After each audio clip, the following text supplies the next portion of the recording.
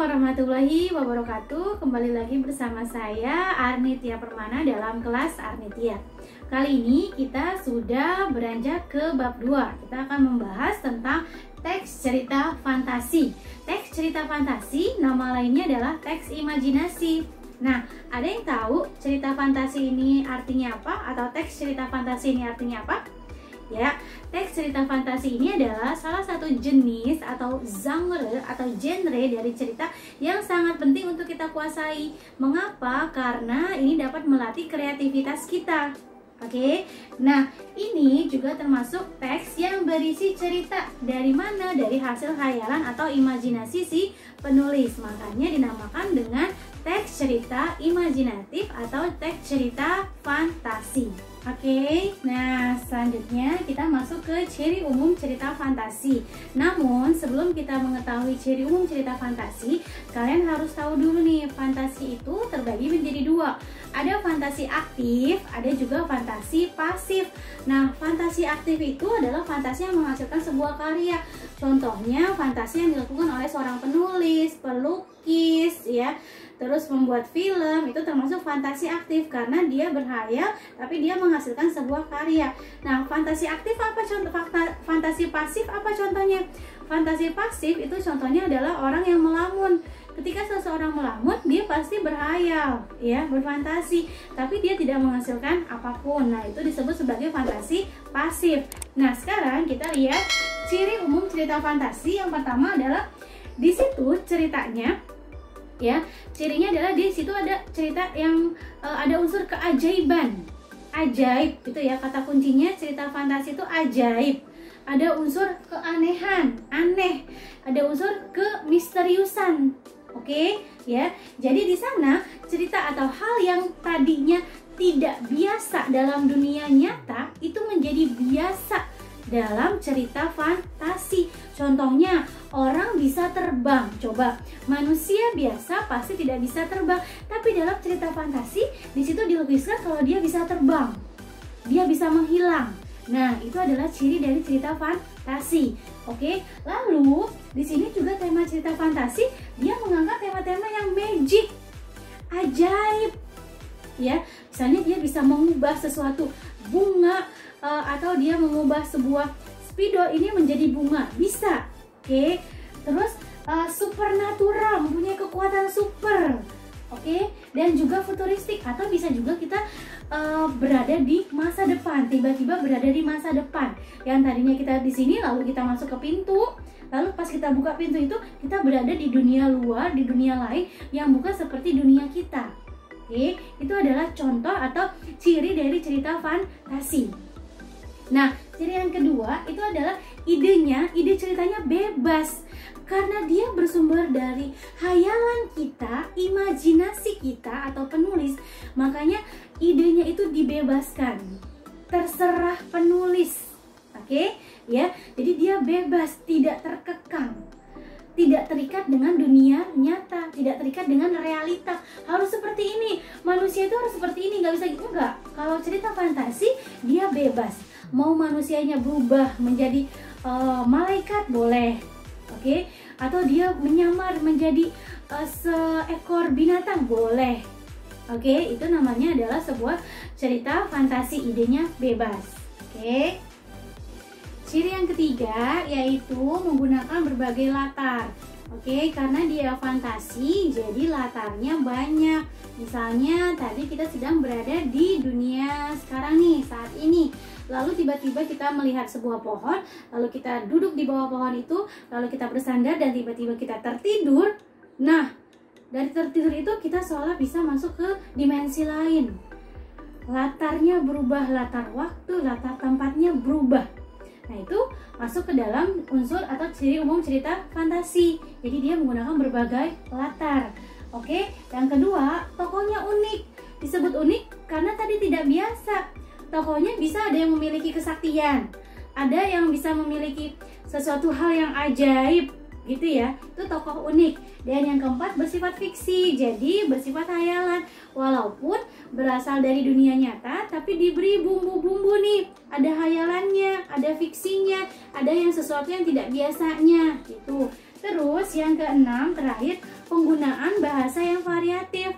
Jadi di situ menggunakan bahasa yang menonjol, yang menggunakan emosi yang kuat, ya, yang ekspresif, supaya ketika seseorang membaca cerita fantasi itu dia seolah-olah bisa merasakan ada di latar tersebut, bisa seolah melihat gitu ya.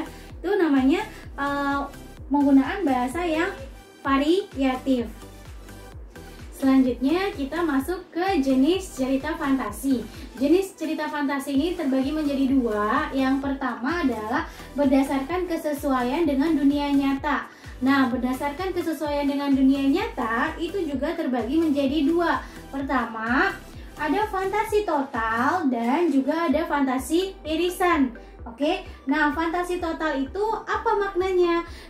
Maknanya adalah cerita fantasi yang semua hal, semua aspek, semua unsur yang diceritakan itu adalah hal yang tidak pernah terjadi dalam dunia nyata. Jadi dia benar-benar bersifat hayalan, benar-benar bersifat imajinasi. Oke. Terus yang kedua adalah fantasi irisan. Maksudnya apa nih? Maksudnya cerita fantasi irisan ini ceritanya, idenya dia adalah hal yang fantasi, yang fiksi, yang fiktif, tapi masih berisi atau masih menggunakan nama tokoh, nama tempat atau peristiwa yang pernah terjadi dalam dunia nyata gitu ya. Jadi ceritanya dia ada hal yang luar biasanya, ada hal ajaibnya, tapi dimasukkan juga di nama-nama tokoh. Misalnya ada nama tokoh siapa, Alam nama tokohnya, atau Keisha. Nah itu kan ada di dalam dunia nyata nih, berarti dia termasuk ke dalam fantasi irisan. Tuh, oke, selanjutnya yang kedua, jenis yang kedua adalah berdasarkan latar cerita. Nah, ada latar sejaman dan ada latar lintas waktu. Nah, latar lintas waktu ini maksudnya apa nih? Dalam satu cerita itu dia menggunakan dua latar atau lebih. Misalnya ada si tokohnya nih sedang berada di masa kini nih. Dia berada di masa kini tahun 2020. Lalu tiba-tiba dia loncat. Tiba-tiba dia masuk ke dimensi lain di masa mendatang, futuristik gitu ya, masa tahun 3000-an gitu. Nah di situ kehidupannya sudah berbeda dengan kehidupannya dia yang saat ini. Oke, itu berarti dia masuk ke dalam latar lintas waktu. Atau yang kedua ini juga ada latar sejaman.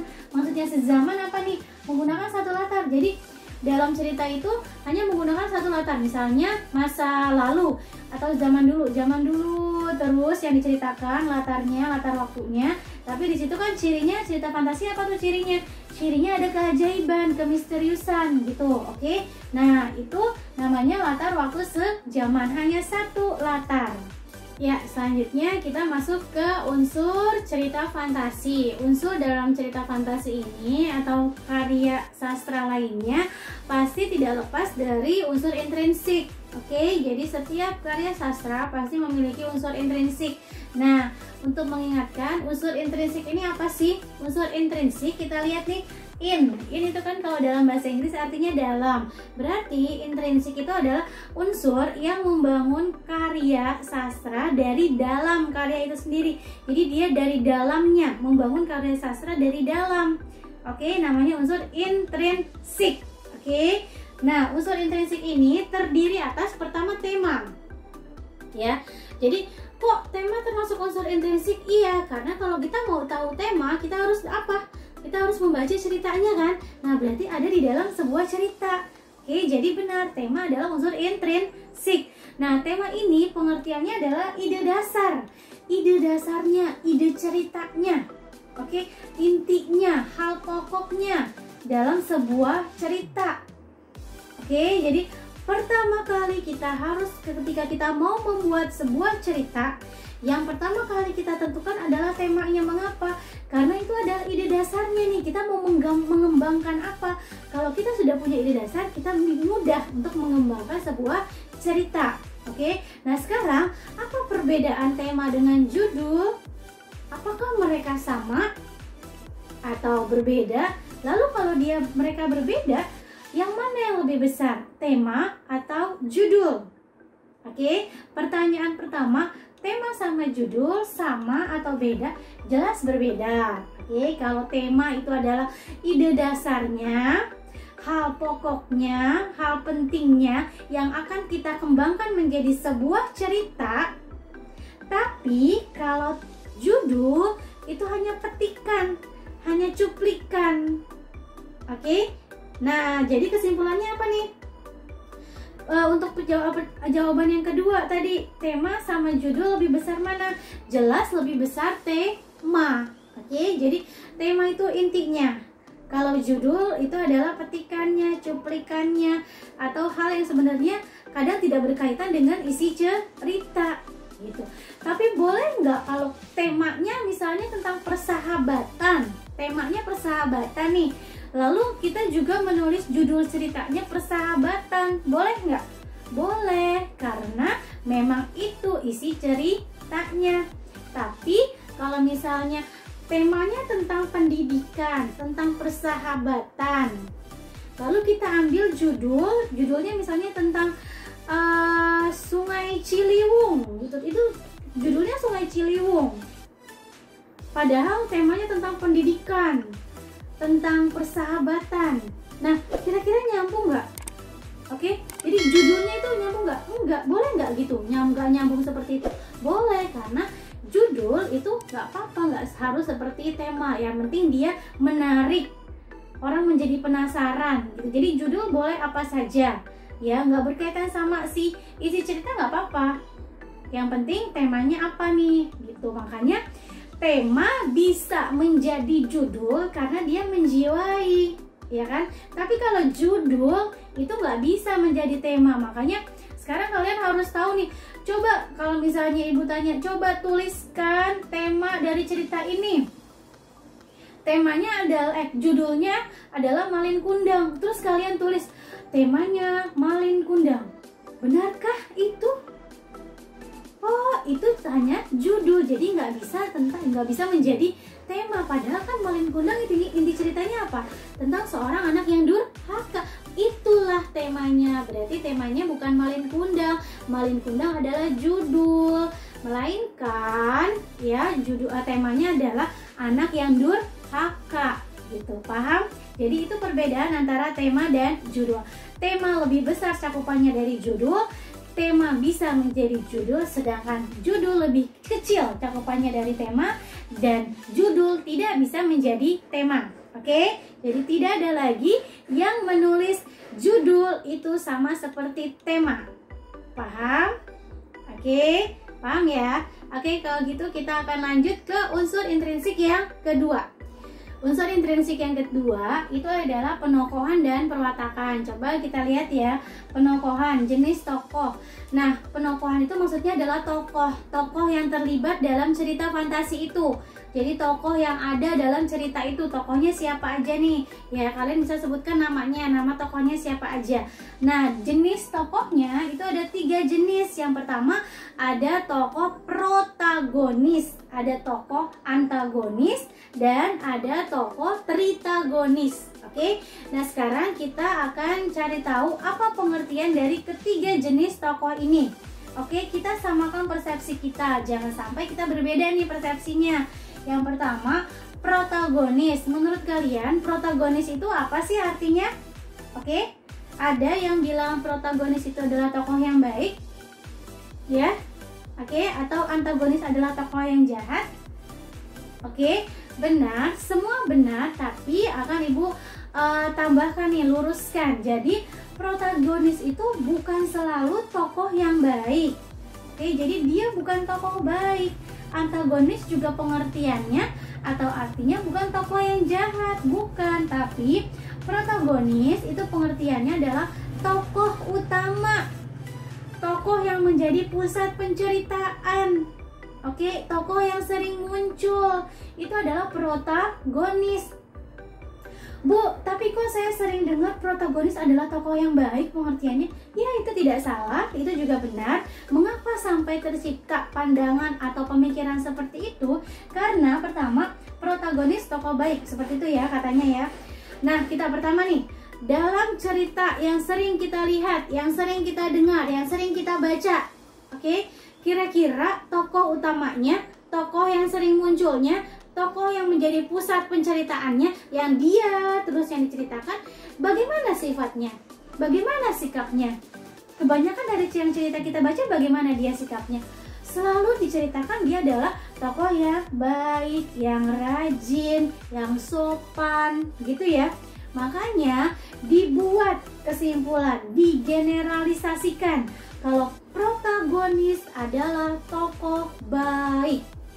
Padahal pengertian awalnya protagonis adalah tokoh utama yang sering muncul, yang menjadi pusat penceritaan, gitu ya. Oke, jadi protagonis kita luruskan, dia tidak selalu baik. Memang mayoritas atau kebanyakan tokohnya baik, makanya dia disebut tokoh baik, padahal tidak selalu.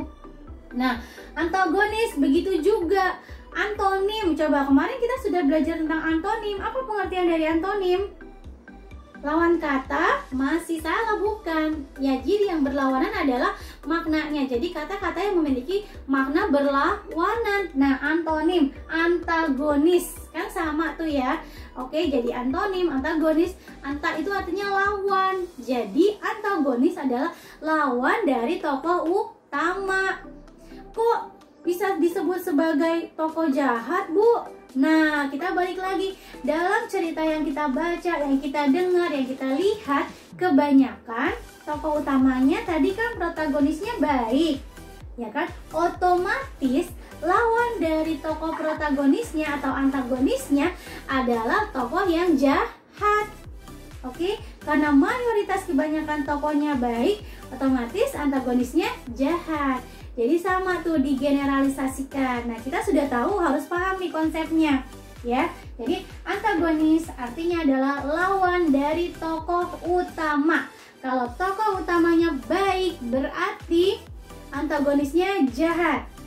Kalau protagonisnya atau tokoh utamanya jahat, berarti antagonisnya adalah baik. Contohnya apa? Contohnya nih, kita balik lagi nih ke Malin Kundang nih ya. Nah, Malin Kundang itu siapa sih yang menjadi tokoh utamanya? Siapa yang menjadi fokus penceritaannya? Oke, siapa yang sering diceritakan? Siapa coba? Malin Kundang atau ibunya? Malin Kundang yang sering diceritakan kan? Bahkan dia menjadi judul cerita, ya kan? Oke, nah bagaimana wataknya? Bagaimana sifatnya? Bagaimana sikapnya si Malin Kundang? Tidak baik, ya kan? Dia jahat, dia tidak sopan, dia durhaka kepada orang tuanya. Oke, nah itu berarti contoh nih, protagonisnya, tokoh utamanya bersifat tidak baik atau jahat. Lalu siapa yang menjadi antagonisnya? Antagonisnya adalah ibunya. Tapi ibunya di sini yang bersifat baik, lawan dari tokoh utama. Paham? Paham ya? Oke, jadi kita harus samakan persepsi kita nih. Protagonis, tokoh utama yang sering muncul. Dia bisa baik, bisa juga jahat. Tapi kebanyakan cerita kita dalam maupun luar negeri, tokoh utamanya selalu baik. Antagonis adalah lawan dari tokoh utama. Kalau tokoh utamanya baik, otomatis antagonisnya adalah jahat. Nah, karena kebanyakan cerita kita protagonisnya adalah baik, otomatis antagonisnya jahat. Paham? Oke. Selanjutnya tritagonis. Tritagonis ini adalah tokoh penengah. Dia pelerai, pelengkap, gitu ya. Misalnya dua tokoh ini, antagonis sama protagonis ini sedang bertengkar nih. Nah, muncullah tokoh tritagonis yang melerai. Oke, itu. Paham? Paham sampai sini ya? Oke. Nah, kalau perwatakan ini maksudnya langsung nih watak tokohnya bagaimana. Kan kita sudah sebutkan nih tokohnya Malin Kundang, ibu, gitu ya. Dia jenisnya seperti ini, protagonis, antagonis. Lalu wataknya gimana? Kalian tinggal sebutkan, oh si Malin Kundang ini wataknya dia tidak baik. Dia wataknya tidak sopan, durhaka kepada ibunya. Oh, lalu watak si ibunya kita sebutkan juga, ibunya orangnya halus, lembut, gitu ya, penyayang. Tuh, itu wataknya. Kita langsung sebutkan. Jadi ini mengenai penjelasan penokohan dan perwatakan. Ya, selanjutnya yang ketiga adalah latar atau setting. Pengertian latar atau setting adalah keterangan. Keterangan mengenai, jadi ada 3 nih. Keterangan mengenai tempat, waktu, dan suasana. Jadi kalau nanti kalian mencari latar, harus menyebutkan 3-tiganya. Tempatnya di mana, waktunya kapan, suasananya bagaimana.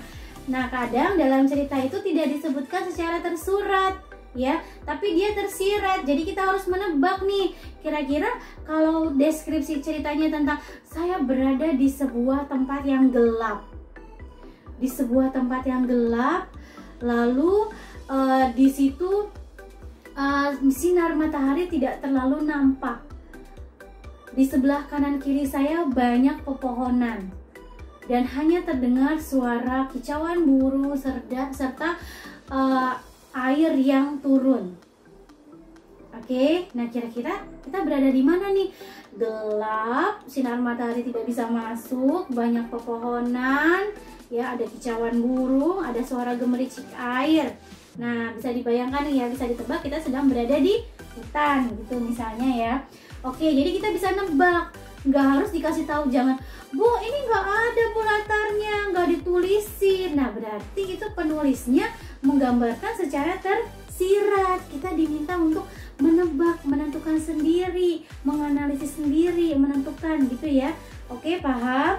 Lalu begitu juga sama waktu, kadang nggak dituliskan secara gamblang, secara langsung, sore hari, pagi hari, siang hari, enggak. Tapi dengan kata-kata yang merujuk ke sana. Contohnya, matahari terasa sangat menyengat, peluhku bercucuran. Kira-kira saat kapan itu? Saat siang hari gitu. Oke, atau ibu membangunkanku untuk sarapan. Kira-kira saat kapan itu?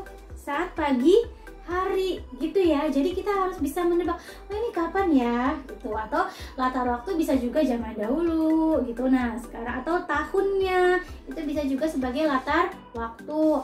Latar suasana. Nah, suasana ini contohnya misalnya dalam tadi yang penggambaran tadi, berada di suasana yang gelap, di tempat yang gelap, terus hanya gemericik air dan kicauan burung. Gimana suasananya kira-kira kalau kita berada di sana? Suasananya mencekam gitu ya, menakutkan. Atau bisa juga kalau kita berada di sebuah keramaian, terdapat banyak orang yang kita sayang, terus kita ngobrol, berbincang gitu ya, akrab. Nah, gimana suasananya? Menyenangkan, suasananya akrab gitu. Oke, jadi suasana seperti itu bisa ditulis dengan menegangkan, menakutkan, menyeramkan, menyedihkan, menyenangkan gitu ya, membahagiakan gitu. Oke, itu adalah latar atau setting. Selanjutnya yang keempat adalah alur atau jalan cerita. Jadi pengertian alur adalah jalan cerita atau bisa juga disebut sebagai rangkaian peristiwa dalam sebuah cerita. Jadi cerita itu sama, semua cerita mau fantasi, cerita imajinasi atau apapun pasti dibentuk dengan rangkaian peristiwa yang ada, dijalin agar terkait, agar nyambung. Itu namanya alur. Nah, alur ini terbagi menjadi 3 jenis. Yang pertama adalah alur maju atau kronologis gitu ya. Maksudnya alur maju atau kronologis, jadi di sini diceritakan dari A sampai Z, dari awal cerita sampai cerita itu selesai. Misalnya menceritakan tentang seorang tokoh nih. Tokohnya tadi bukan siapa-siapa, tapi karena dia berusaha keras gitu ya, terus tiba-tiba dia memiliki kekuatan ajaib ya. Akhirnya dia bisa mengalahkan lawan-lawannya sampai akhirnya dia menang gitu. Berarti dari awal sampai akhir gitu ya. Tadi dia bukan siapa-siapa sampai dia menang. Lalu atau flashback atau namanya alur mundur. Nah, ini berarti dia flashback ke masa lalu, merujuk ke masa lalu. Contohnya nih, kalau kita balik, tadinya menceritakan tentang seorang tokoh yang menang. Dia berhasil mengalahkan pertempuran karena tiba-tiba dia memiliki kekuatan super gitu. Lalu dia mengenang kembali, mengapa saya bisa menang ya? Oh iya, karena saya mendapat kekuatan super. Lalu di mana saya mendapat kekuatan super itu? Langsung balik ke masa lalunya. Oke, yang tadinya dia sudah menang, langsung balik ke masa lalunya, menceritakan tentang bagaimana dia hingga dia mendapat kekuatan super. Alurnya berubah, ya, latarnya berubah tadi di tempat saat dia menang, lalu berubah saat dia menemukan kekuatan super. Oke, waktunya juga berubah. Itu namanya alur mundur. Tapi kalau cuma mengingat sekelebat, cuma mengingat, oh tadi saya bertemu dengan dia, itu bukan disebut sebagai alur mundur. Tapi kalau alur mundur itu yang benar-benar berubah dari yang sekarang tadi dia menang, lalu dia ingat bagaimana caranya dia menang, lalu tiba-tiba semuanya berubah. Yang tadinya sekarang siang hari, tiba-tiba tempatnya berada di tempat misalnya sebuah hutan, di tempat dia menemukan kekuatan super, waktunya misalnya malam hari. Nah, itu berarti disebut sebagai alur mundur. Oke, jadi perubahannya banyak, tempat dan waktunya. Terus yang ketiga, alur campuran. Nah, alur campuran ini gabungan tadi kan, dia menang, dia awalnya tadi dia bukan siapa-siapa, lalu dia mendapat kekuatan super, akhirnya dia menang. Oke, nah saat dia menang, dia ingat lagi dari mana dia mendapat kekuatan super, diceritakan, ya, diceritakan bagaimana dia mendapat kekuatan super, alurnya berubah menjadi mundur tuh ya. Lalu, oh ya begini ceritanya, sudah selesai, balik lagi ke masa saat dia menang. Oke, nah itu namanya alur campuran. Nah, dalam film-film atau cerita sekarang banyak sekali kita temukan alur-alur yang campuran. Jadi membuat kita kalau kita tidak jeli ya, lah kok tiba-tiba tokonya berubah gitu ya. Oh, loh kok tiba-tiba tadi kan dia lagi ada di kamar, kok tiba-tiba dia sekarang ada di tempat yang saya tidak tahu nih namanya apa, atau ada di hutan atau ada di sungai. Kok tiba-tiba begini? Scene berikutnya, oh kok tiba-tiba lagi berada di sungai? Oh, berarti dia sedang menggunakan alur campuran gitu ya. Oke, jadi ini alur campuran ini sedang banyak digunakan oleh penulisan, perfilman gitu. Jadi supaya tidak monoton ya, maju terus atau mundur terus, kita berikan variasi alur mundur gitu. Paham mengenai alur? Ya, mudah-mudahan paham. Kita akan beralih ke unsur intrinsik berikutnya. Ya, selanjutnya adalah unsur intrinsik yang kelima, yaitu amanat. Amanat ini adalah pesan moral yang ingin disampaikan oleh penulis. Jadi pesan moralnya apa? Apa yang bisa kita petik, hikmah apa yang bisa kita ambil, hal baik apa yang bisa kita contoh, itu namanya amanat. Oke, kita lihat nih, kalau amanat biasanya selalu berkaitan sama tema. Kalau tadi temanya tentang anak yang durhaka, berarti amanatnya adalah kita tidak boleh durhaka terhadap orang tua gitu. Oke, sampai sini dulu unsur intrinsik yang akan Ibu jelaskan. Sebenarnya unsur intrinsik masih ada beberapa lagi, tapi Ibu hanya ingin menerangkan 5 dulu unsur intrinsik. Nanti setelah ini kalian akan melihat contoh teks cerita fantasi. Lalu kalian akan Ibu tunjukkan juga cara menentukan unsur intrinsik atau mengidentifikasi unsur intrinsik dari cerita fantasi itu. Lalu kalian akan mengerjakan secara mandiri menentukan unsur intrinsik dari cerita fantasi, seperti tujuan dari KD kita, yaitu menentukan atau mengidentifikasikan unsur cerita fantasi dari cerita yang kalian dengar dan kalian baca. Oke, itu KD yang akan kita pelajari tadi ya, KD 3.3. Oke, langsung saja kita lihat cuplikan atau teks cerita fantasi dan unsur intrinsiknya. Teks ini adalah teks cerita fantasi. Kalian dapat juga membacanya di buku paket halaman 45. Silakan kalian baca, amati, dan pahami ceritanya.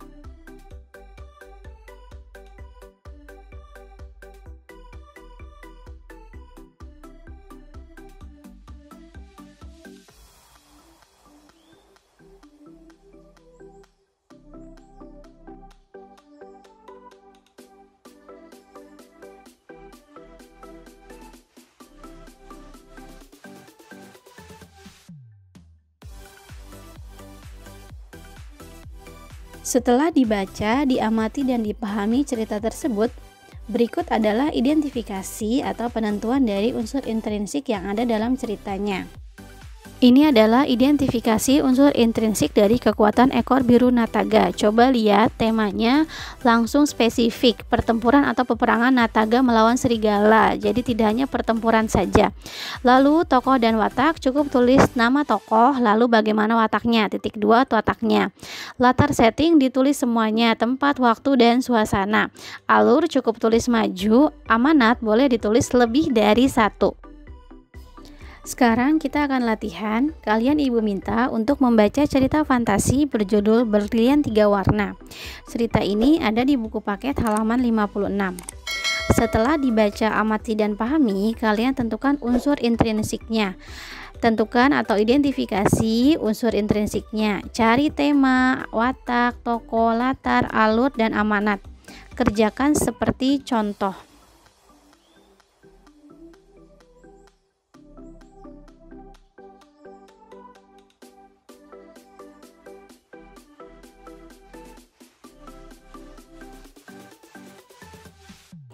Demikian pembelajaran hari ini, semoga dapat dipahami dan bermanfaat. Sampai jumpa di kelas Arnitia berikutnya. Wassalamualaikum warahmatullahi wabarakatuh.